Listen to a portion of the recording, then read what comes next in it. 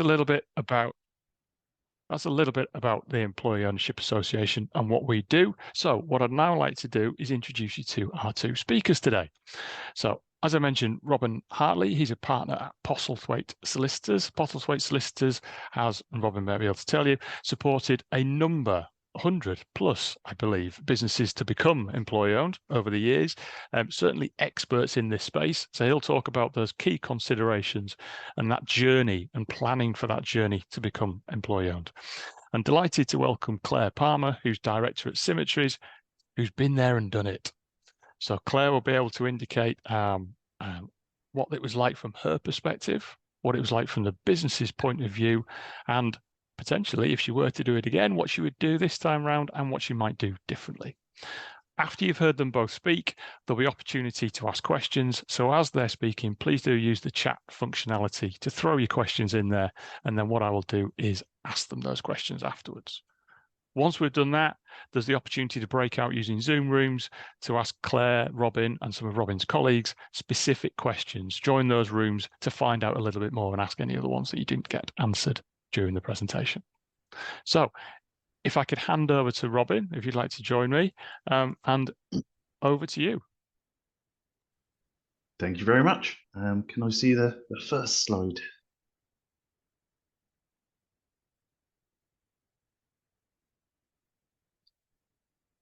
Hang on a sec. It's just coming up now, Robin. Brilliant. Okay, so as a little bit about my firm, it's been around for 20 years. It is focused entirely on employee ownership, and we love employee ownership. It's employee owned itself. We live and breathe it, and we are highly rated by the legal directories in terms of our experience. I personally have been doing employee ownership related things for my entire career, about 18 years, although I've looked at all angles of it. So finance, equity investment, different ways of structuring it. Let's cover what I'm going to go through today on the next slide. There's the initial exploratory journey of what is employee ownership and if is employee ownership right for you. Then the more concrete stage of feasibility and valuation. Then we're going to look at an implementation roadmap. And then as more detail on that implementation, we're going to think through some aspects of financing the transaction. And then we're going to have a little discussion about what happens after the transaction itself, because I would see the sale of a business to an employee ownership trust as not the end of the journey, but the beginning of a journey. So let's start with what is employee ownership. It is ownership for the financial benefit of a company's employees. And the reason why I am stressing that financial benefit is it doesn't necessarily dictate any kind of input from the employees. It doesn't become a socialist vehicle. It's not that every person has a say. And that's probably one of the things that you'll explore after the transaction is finished, about what level of input from employees works best for your business. But fundamentally, it is about providing financial benefits to the company's employees, and those financial benefits are controlled by the employee ownership trustee. You can go on to the next slide, and it shows the central role of that employee trust and the trustee that manages it. So it acts as the hub and the manager of the different relationships. So the trustee is the shareholder, the controlling shareholder of the company, and what goes from the trustee to the company is direction and governance, and what comes up from the company is basically financing for the transaction and any other needs of the trust. And all of that financing, one way or another, comes out of retained profits. The relationship between the trustee and the retiring owners is that the retiring owners sell their shares to the trustee, and the trustee will pay back that purchase price out of whatever financial resources are made available. That could be excess cash, that could be third-party debt, it can be retained profits over time. In reality, it's going to be a mix of all of those. And the trustee also manages that all-important relationship with the individual employees, deciding ultimately what benefits are going to be provided for them. On the next slide, we'll have a think about whether employee ownership is right for you. And there are probably three types of question to think about here. There are employee-related questions, there are things about independence, and things about the finances of the business. So the hallmarks of something that's going to work really, really well for employee ownership is where employees will be motivated by that employee ownership. They're going to be, they're knowledgeable or very important to the business. In terms of the independence, it's at least a 2-year commitment to independence. And more likely, it's an ongoing commitment to independence. So is this company something that's going to thrive without an external investor, without being part of a larger organization? And in terms of the finances of the business, employee ownership in itself isn't going to turn around a business. There needs to be at the core healthy cash generating business, although employee ownership can boost productivity and get people focused on growing the business. On to the next slide on the tax position. This isn't a loophole. This isn't something that's been dreamed up by reading between the lines of the tax legislation. Employee ownership is a deliberate policy from government. They want you to enjoy these tax benefits as a sweetener to recognizing the transformational improvements and increases in productivity that can come from employee ownership. And there are two main tax breaks. There's the ability to pay tax-free bonuses, £3,600 per year per person. And there are three main rules governing that. Four. One is that all employees must participate. And if they are going to be varied from person to person, they must be varied by reference to the individual's remuneration, length of service, and hours worked. And then moving on to the next tax break, possibly the most important one, it's that the proceeds received by the sellers are entirely tax-free. So no CGT, they're not treated as income, so no income tax. And the main rule there underpinning that is that the business must always be 51% employee owned. So that trustee company that we talked about before, that always must hold at least 51% of the shares. Now moving on to feasibility. So I think one of the things that Postlethwaite does very well is it's very flexible in the feasibility journey. We will listen to you, we will work out which aspects of this are most important to you. So this is a kind of standard journey that we would start thinking about. And to begin with, we need to think about guidance on valuation. And the distinction I want to make between valuation guidance and evaluation is that an independent valuation is really important in a transaction to give comfort to the trustee and employees that this was a fair and reasonable transaction. And a lot of the thought processes that a valuer will go through is about maintaining their independence and their ethical integrity. All of that is great, but it doesn't help you plan a transaction. It doesn't help you come up with something that's attractive, and it doesn't help you think about how to optimize the business for this transaction. So that's a really important part of the feasibility process, in that I, or whoever's working on it, will come up with an indicative valuation, see how that works for the different stakeholders in the business. Then moving on to financial modeling. There we go. The way to think about these transactions and to get the best from them is that there is at least a four-way balance to be struck between paying consideration to sellers, rewarding and motivating the succession team, making sure that the business has got what it needs in terms of working capital and investment, and also making sure that employees see that this employee ownership thing is real, that it's going to deliver actual financial benefits. All of that, one way or another, needs to be funded by retained profits.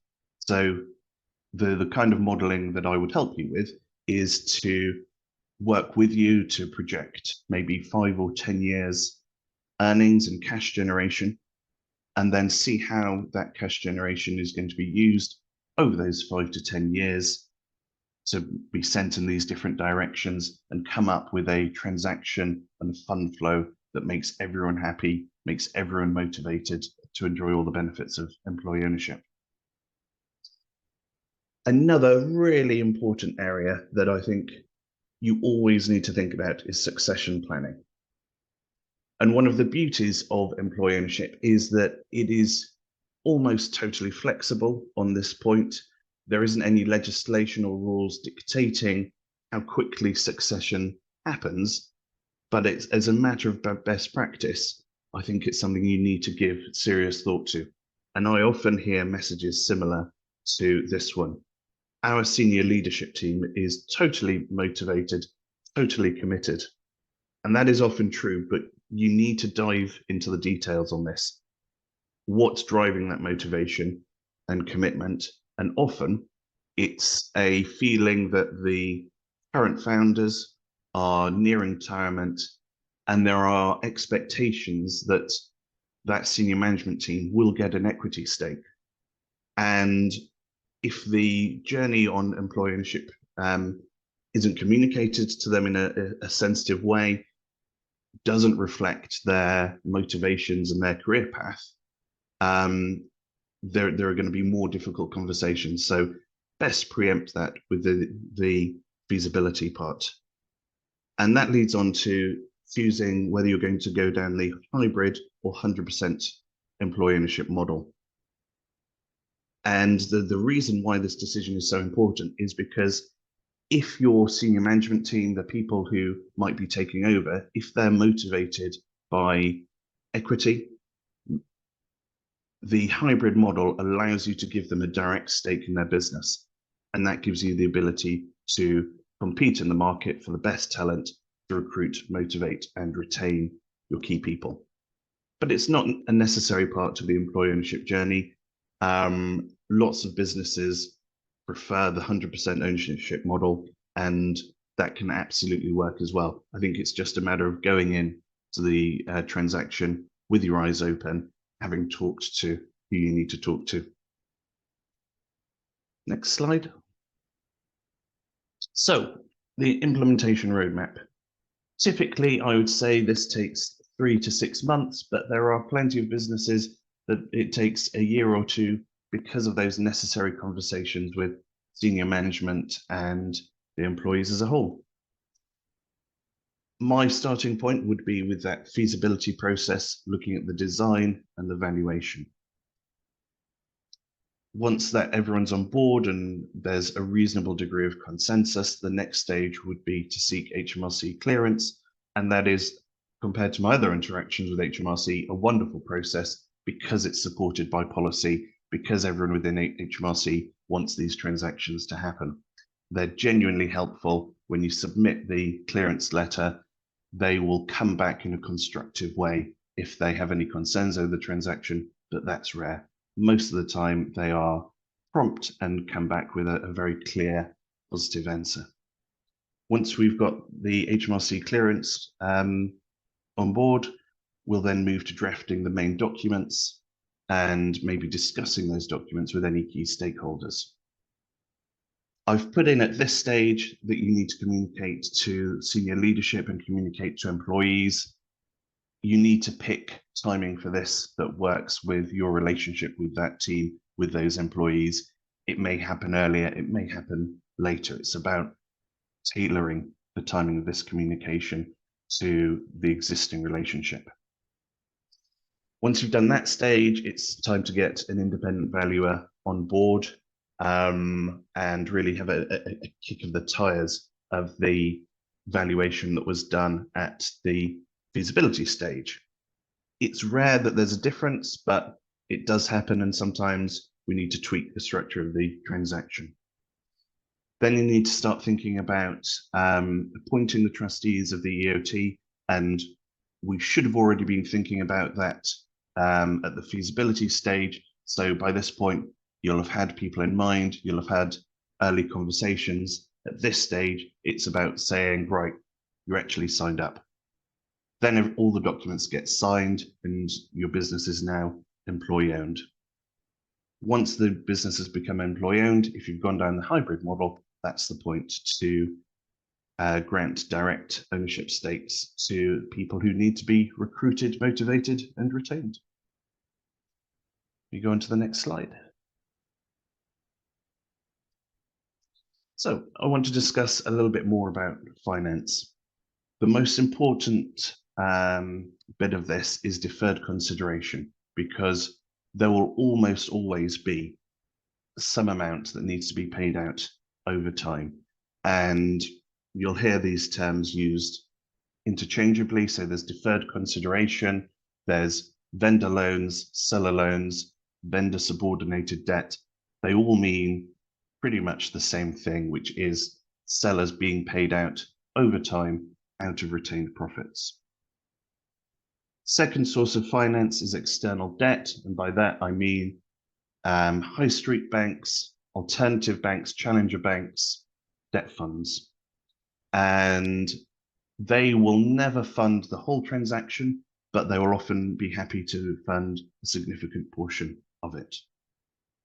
Other sources of finance are looking at balance sheet optimization. And what I mean there is looking at which assets within the business are genuinely core assets, which are non-core, looking at stock levels, doing a cash flow analysis, working out what the cash flow needs are of the business, looking at what support you can get from lenders in terms of cash flow. So things like overdrafts, revolving credit facilities, invoice financing. Looking at those two areas can free up assets and cash, which can be used to finance the transaction. The last area, and right now the least important, is equity investment, in that there are equity investors interested in this area, but the market's still developing. On the next slide, we'll look at the process for raising finance.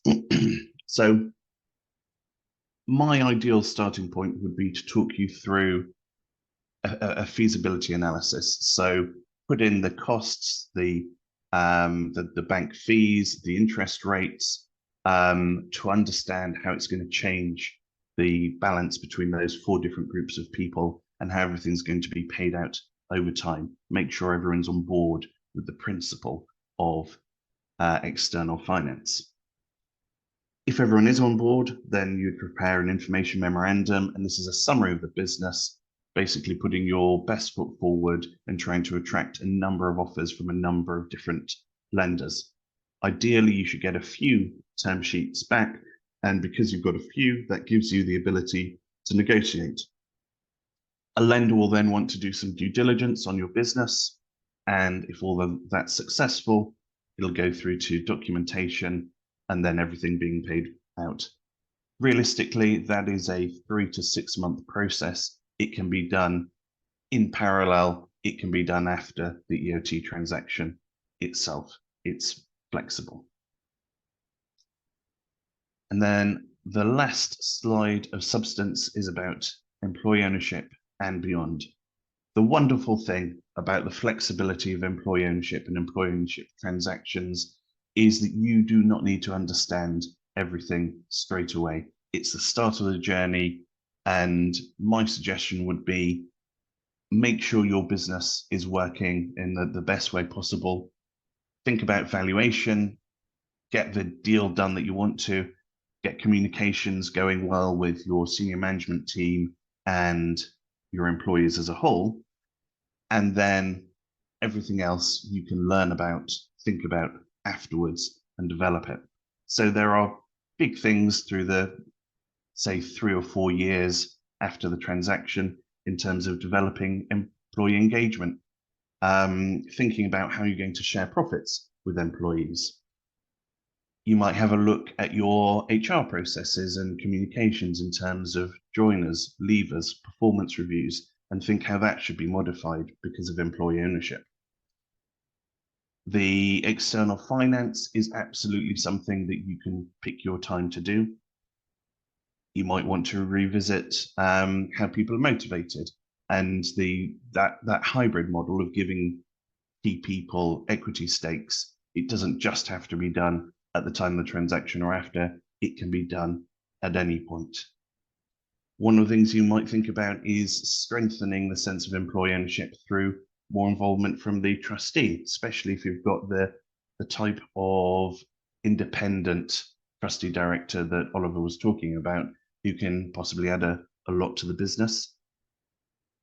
There is also wealth management for the sellers, and that's possibly a standalone topic, but wealth management for the sellers can be part of the transaction and make it more appealing for them. And then in terms of financial controls, I think the finance function of the business should see this sale as being a step up and an opportunity to make everything work in a smoother, more rigorous way, especially if there are banks on board. You might look at improving those financial controls. So that's it for me. Unless I don't think we're going to do questions right now, are we? We're going to go straight to Claire. No, if we can hand over to Claire, that'd be fantastic. So as I mentioned, Brilliant. Claire's a director at Symmetries, and she's going to share with you the experience of the business becoming employee owned. Over to you, Claire. Thank you. I don't know if we got the first slide there. Anyway, hello, I'm Claire Palmer. I'm the director and joint founder of Symmetries Limited. We're consulting structural and civil engineers. We started the business in 2006. We're based in North London and we are 25 strong now. My own background is in business rather than engineering, and my role now is managing the day-to-day company, the staff, the finances, and the growth strategy. We've grown steadily, from 2006. We started a bit in 2020, as everyone did, but we've maintained stable growth since. We've grown organically. We have not had investors or loans. We have had to flex the sectors we focus on within the industry. We've moved with technical advances, and we've maintained growth. As a company, we've always made sure that we look after everyone's careers, first and foremost, along with their health, their wealth, and their families. Personally, I've always worked for family-owned businesses, and I've taken the best practice from those and created the culture at Symmetries. Next slide, please. So I started thinking about succession planning after my fellow founder had a bit of a health scare in 2018. We had some amazing senior leaders at the time, and the time felt right to start thinking about succession. The two alternatives I was looking at initially were a trade sale and some sort of MBO.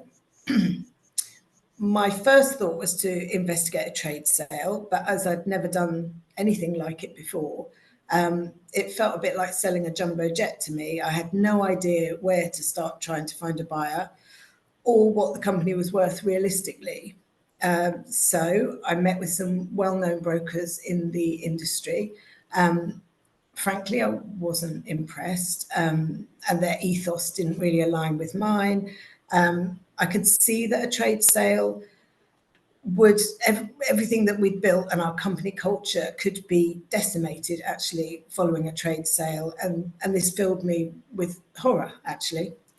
So then I started investigating different kinds of MBO. And while talking about this with other people in the industry, I heard about employee ownership.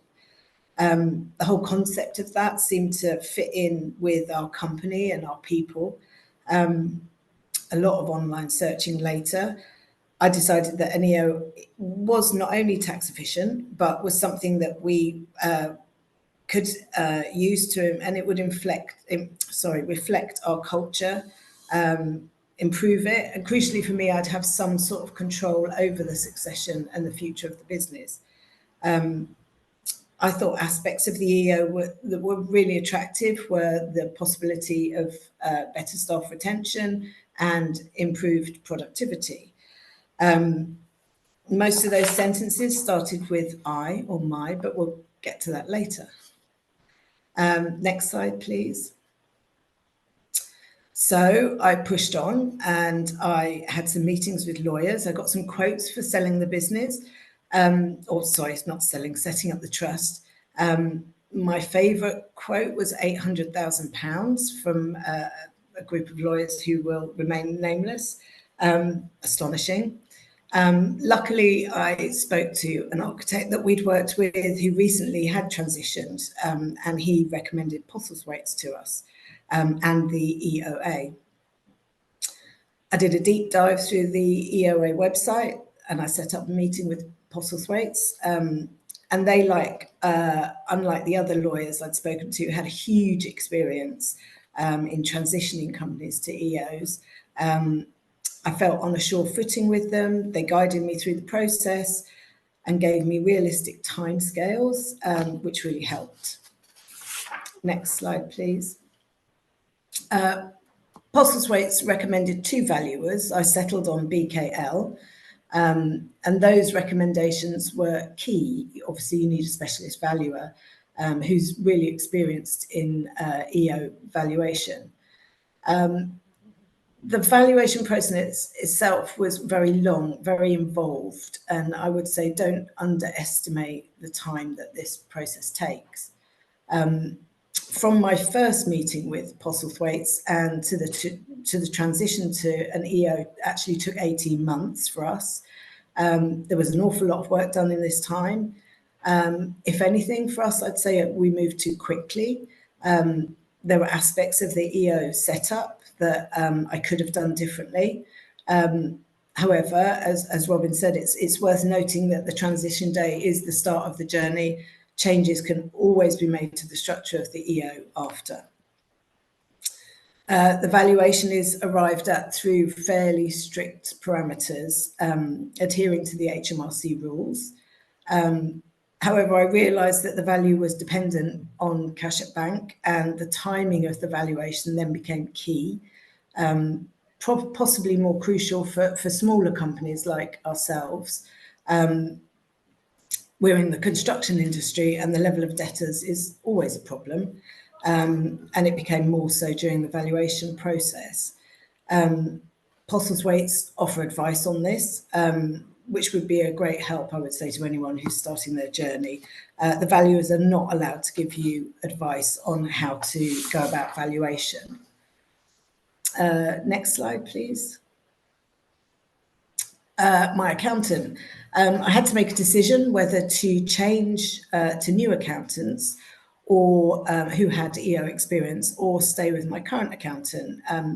It's possible to employ specialist EO accountants. There's some really great ones out there, but that's not what I wanted. I had a great relationship with our accountant. So my accountant had to be involved in everything from the outset. He'd never worked on an EO. It was a big learning curve, and he had to learn along with us. He became really invaluable, however, during the valuation process. He became a critical friend. He asked lots of questions. The number of decisions that I had to take during that time was enormous, and he really did help me with that. Next slide. So communication with the team. Oh, I think my pictures have disappeared. Oh, there they are. Brilliant. This was a really key part of transition for us. We took it seriously. I'll just take you through that. So in January 22, I did a presentation to our associates, our senior leaders, regarding the succession plan. I had to explain exactly what an EO was. They had a lot of questions. It does take a while for people to understand everything about it and all the different ways that you can cut an EO. At that time, I had the valuation. I was able to put figures to the timeline, and we looked at financial freedom for the trust to be planned for about 5 years after transition. In February 22, after a few weeks, one resignation, the remaining associates were on board. That resignation was significant. He was a key associate at the time, and I saw him taking over a significant management role in the company, in the trust, going forward. July 22, I presented the idea of the EO to the employees. I set up a shared document where the employees could anonymously post questions. They could read each other's questions. They could read my answers. And this proved to be a great idea. It became the foundation for all the meetings that we had with them after. Engineers are not businessmen. It took a while of back and forth till everyone felt happy about the process. Most questions that the employees had reflected the need to really understand their role in managing the company, where that line was, the finances, their careers, and the bonus, obviously. At no point was the EO presented as optional to the employees, more as a fait accompli. However, they then had a lot of input in how it would move forward. We decided together that we would vote for the employee trustee. Again, this was a long process. The 4 employees who put their name in the hat needed to be fully aware of what their role would be as a director of the trust, their responsibilities, and an idea of the governance involved. Although I had already thought about who I would like to be the independent trustee, our employees now wanted to be part of that appointment process, just so that everything was more transparent. We arranged for the employees to meet the independent trustee. This was a valuable Q&A session that they had with him. He came in, they grilled him thoroughly on his CV. We did this all before the trust was formed, so everyone felt that we were moving forward together. The final consultation that we had, again, was quite key, I think. And we discussed with the employees the mission and the values of the EOT. And this was going to be included in the trust formation. We had a consultation period. All the employees put forward what was important to them, what kind of company they wanted to work for. And they, not I, were the owners of the trust going forward. So this was an important step. And these mission and values, I think, now underpin the culture of Symmetries. I thought it might be interesting for everyone to see some of the questions so that you can see what's on the employees' minds, or were on our employees' minds. So the next 3 slides, I've got some questions that were asked at the time.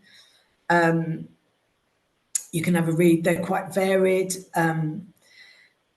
There was a bit of confusion about the difference between profit share and bonus. They had lots of questions about the trust itself.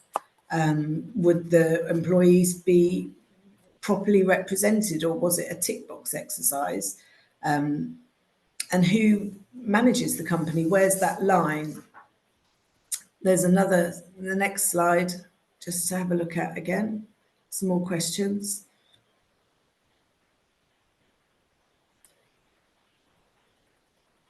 And then the next slide again.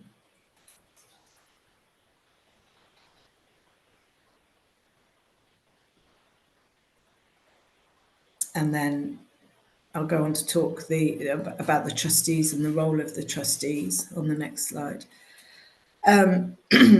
So the employee trustee that we have at the moment is a very well-respected engineer in the company, and he has great emotional intelligence. He's very well trusted by the employees. We decided together that we would meet twice a year, and that the employee trustee would sit down individually with each employee and use our stay interviews prior to the meeting and feedback to us what the feeling was. Following each trustee meeting, the employee trustee then reports back to all the employees a summary of the trustee meeting. We chose the employee trustee well. He is aware of the morale of the employees, and he understands that the deferred payments are the goal of the trust initially, before that financial freedom day for the trust. The independent trustee that we have is way more concerned with the health of the business. He's really clear about the information he wants before the trustee meetings. He's a very experienced businessman, but he is first and foremost acting in the best interests of the employees. He knows that the benefits and the bonuses that will be available are completely dependent on the health of the business, and that's his goal. My own role as a founder trustee and a current director of the company is a bit more complicated. I hold all the data for the business, and of course I naturally want to ensure that the deferred payments are made regularly. But I also need to run the business in the best interests of the employees. However, that's not difficult. That's how we operated before. And it just underlines why an EO was essentially the right decision for us. The next slide. Hindsight is a beautiful thing. I'll have a little chat to you about things that I would have perhaps done differently, things I'd revisit. Firstly, the independent trustee and the employee trustee and I know the business very, very well, but we had no experience with EO. And I think in the future, we will look at getting an independent trustee to join the trust as an additional trustee, who understands the ongoing governance necessary as we're learning as we go along. This leads into number 2, which is at a bare minimum, I would have sent all 3 of us on the EO Trust course. There's an overwhelming amount to learn, and obviously we're all doing this as we're doing our day job at the same time. Had I understood the valuation process a bit better at the time, I would have timed it possibly a bit differently in terms of the debtors and the multiplier. Remember that valuations are only valid for a certain amount of time, and we had to revisit the valuation. Lastly, losing the associate, the one thing I would change would have been to discuss the associates individually and talk to them about their careers. I'd spent so long investigating EO, talking to advisors, seeking the best way to go about it, and how to structure our transition, that I'd really neglected to look at the senior leaders and their own ambitions. We hadn't really planned for them, as Robin said, not being 100% motivated, and we could have had a look at that before we'd moved forward. Next slide.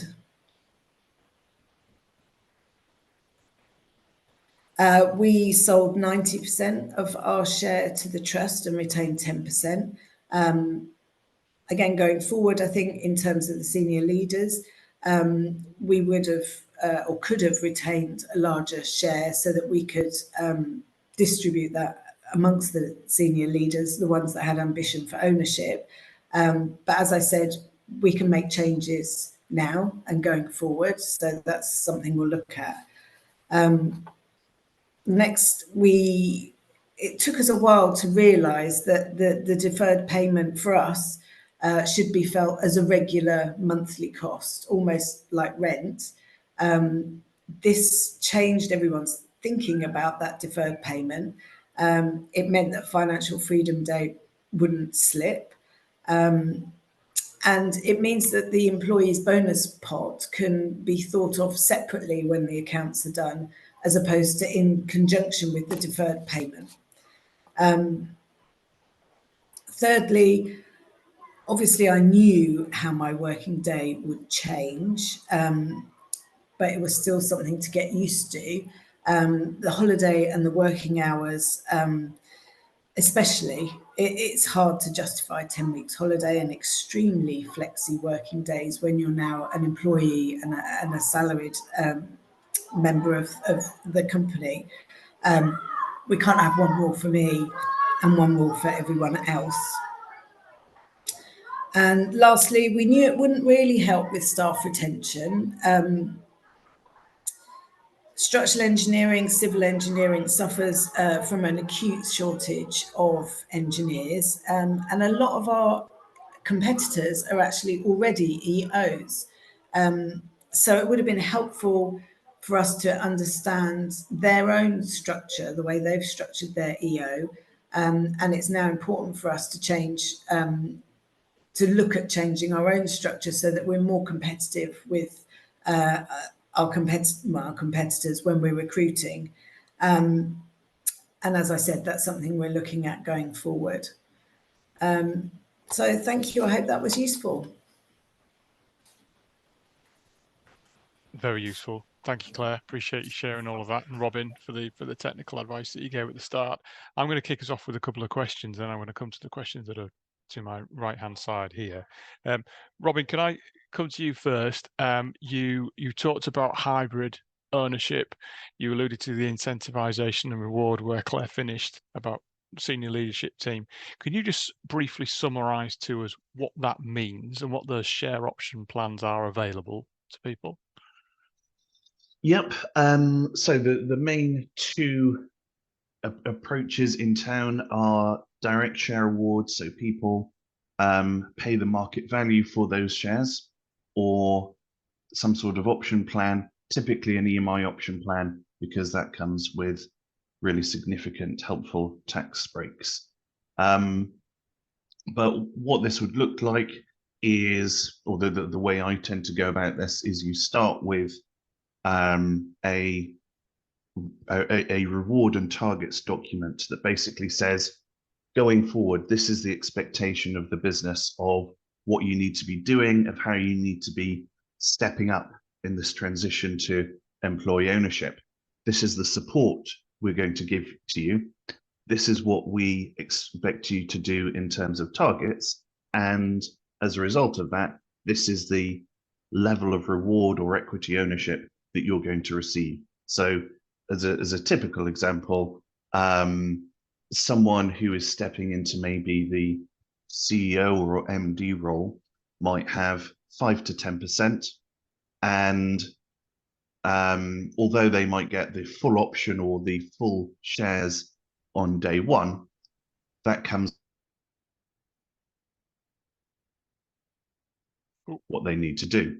And over a period of, say, 3 to 5 years, I don't know how familiar everyone is with the term vests, but that idea of vesting is, as time goes on, those restrictions increasingly lift away.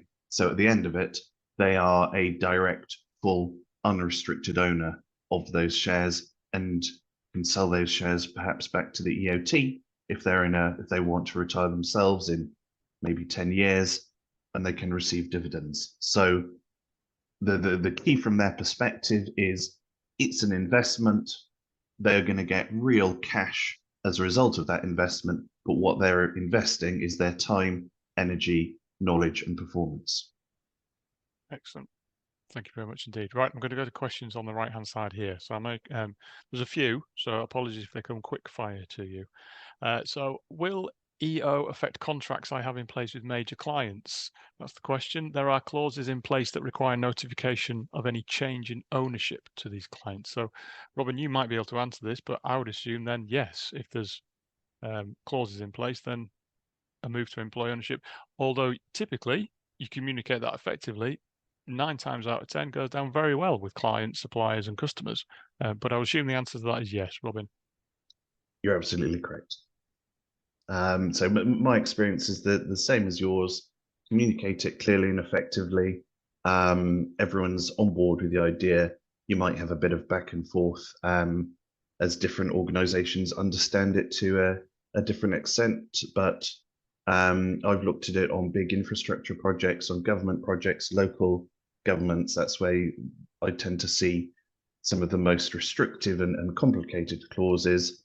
And it's all been fine. Just with government contracts, it's taken about 2 or 3 months to go through the process. So it's something I would look at the feasibility stage and aim to get the letters out pretty early on in the process.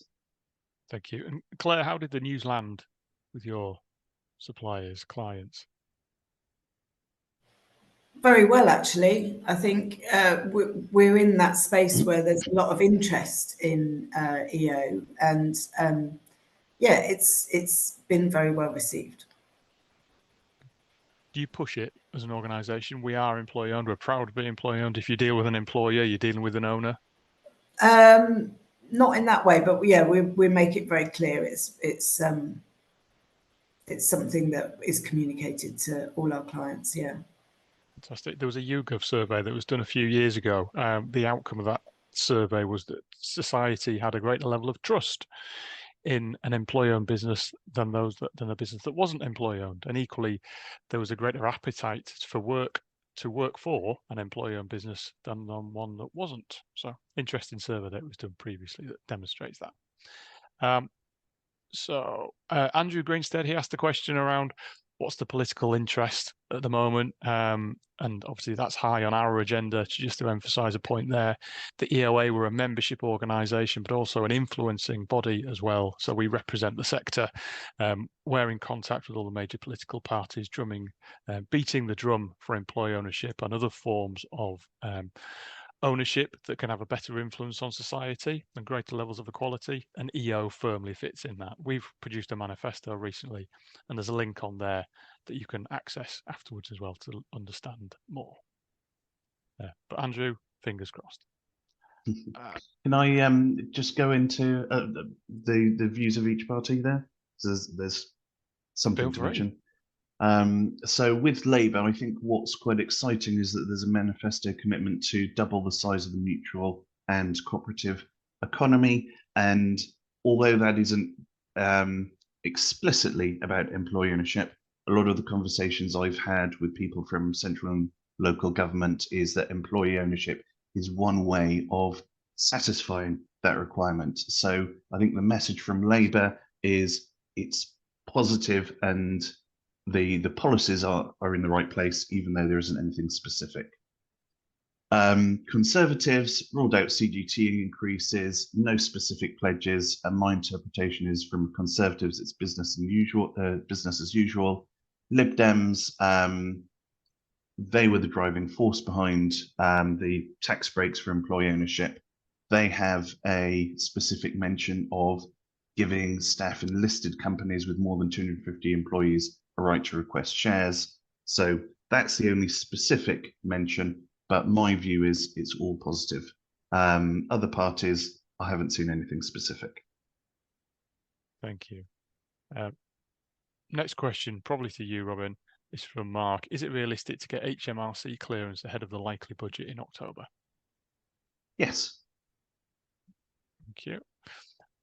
And similar question, what particular areas will HMRC look at to grant clearance? They will want to see that the conditions of the tax relief are met, so the absolute basics of the trust is going to hold 51%, they'll look at the financial structure of the transaction and make it sure it's sensible.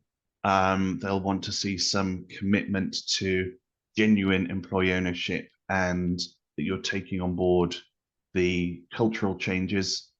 In terms of tensions or red flags, they tend to be about whether the company is trading or investment. So as an example, there are plenty of companies that haven't taken out all their retained profits and dividends and are sitting on a big pile of cash. And there is a question mark of, does that big pile of cash or assets change them from being a trading company to investment company? We've had positive responses on all of those. And then in terms of the hybrid model, we've seen questions kicking the tires on the hybrid model and making sure that any shares being granted to people are genuinely there for recruitment, motivation, and retention, and aren't being used as a freebie. Okay. I'm going to build on the second question here. How long is HMRC clearance and external valuation valid for? I'm going to go to you, Robin. Okay, so there's no limit on the HMRC clearance. I would still tend to refresh it if the transaction hasn't completed over a year, just because the financials would have changed. But I would do that in a fairly short letter, and when I have done that, I've always got a positive response. For evaluation, people tend to quote numbers of, say, 3 to 6 months. There's no statutory or legal deadline for the expiry of that valuation. It's more about context. So if the company has continued to hit its targets and there's no significant changes, you can be far more comfortable with relying on a valuation that maybe is getting a bit old. If things are changing rapidly, then that should be the driver of getting a fresh valuation rather than necessarily a specific length of time. But that kind of 3 to 6 months age on the valuation is a decent rule of thumb. Thank you. Right, this is my last question. This is coming to you, Claire, before we go into the separate rooms. This is about you, and this is about you with your, you've got your hat on as the founder. You've got the hat on as the leader of the organization now. So the question related to this, how limited is the ongoing influence of the selling owners once the business has become employee owned? And building on that, my part of the question, how do you delve and how do you manage wearing those hats? What's your behaviors like? I think for me, it's just remembering that I'm working on behalf of the employees, actually, and delivering what's best for them. I still have to look after the business. I am wearing 2 hats. But part of delivering everything for the employees is making sure the business is healthy. I mean, that's the bottom line. So the healthier, the better it's run, the better the growth, the quicker that we get to financial freedom, and the quicker that the employees fully own the business. And benefit from the business.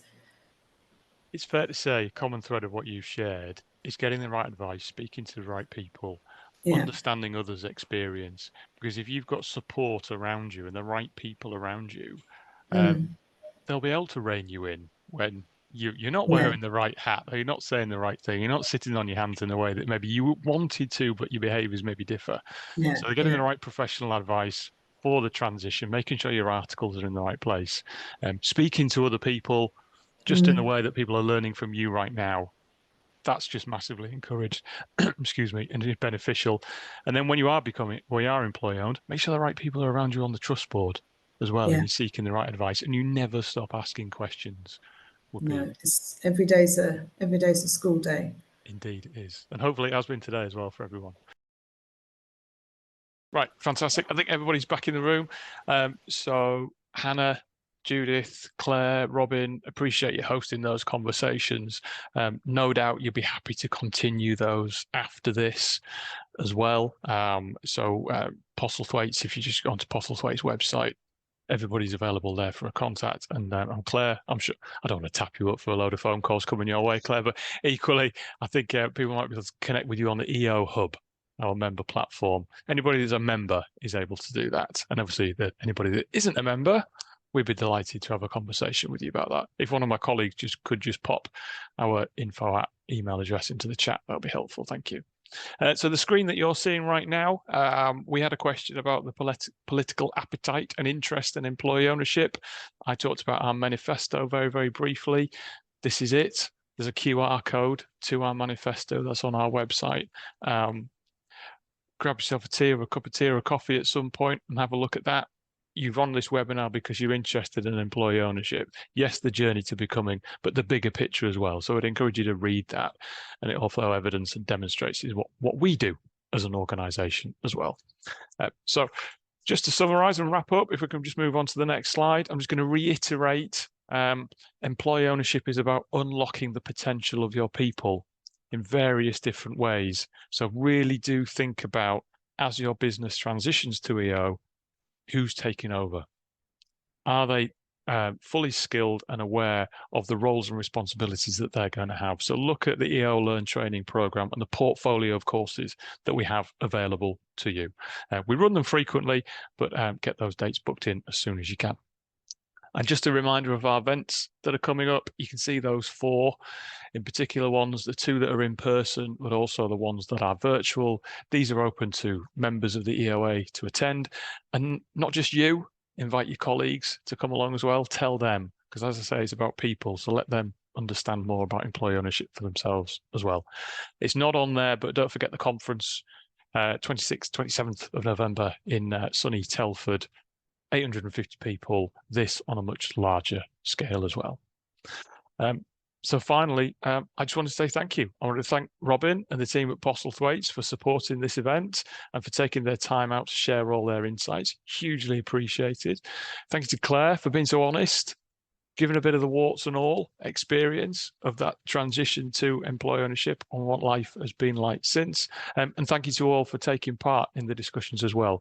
The EOA love feedback. So there's a QR code on there. So if you don't mind just taking 2 minutes and telling us what you think, we can always improve. So it'd be very much appreciated. If you're members of ours, hope to see you very soon, either in person or virtually. Log into the EO Hub to learn even more. And if you're not a member, as I say, let's have a chat. Enjoy the rest of your day, everybody. Thank you. Bye-bye.